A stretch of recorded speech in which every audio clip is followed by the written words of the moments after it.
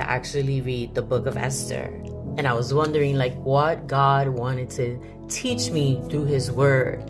And can I just tell you, I learned so much. I learned what it is to be bold, what it is to have courage, what it is to have faith. I learned what it is to be placed in a situation by faith, not knowing what it is that God is going to do with you in that place, in that area. I learned what it is to have a partnership with someone else in prayer and believing God. I learned what it was to have courage, to be able to stand before man and not to be able to lose your faith and who you are in the Lord. I learned what it is to face adversity when your enemies are trying to take you out. I learned that it is God who moves. I learned that when we go into prayer and fasting and we ask God to help us and we move by faith, the hand of God moves in our direction. I learned that God will remove our enemies out of our way, that what the enemy really meant for evil, God will turn it around for our good. I learned that God exposes the plots of the enemy.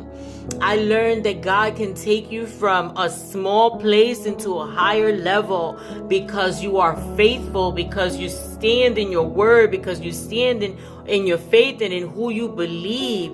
I learned that if we remain true to ourselves, that God will honor that. I learned so much that I can't even, I don't know what to tell you. I learned so much. And I just want to be able to encourage someone in this day and let you know that if you are being placed in a position and you have no idea why God put you there, could it be like they did with Esther? Could it be that for a time like this is why God placed you in where you are at right now? Yes, you might face adversity. Yes, you might have enemies. Yes, there might be people who are plotting against you. Yes, there may be things that happen that you're like, I don't even understand like why I'm here.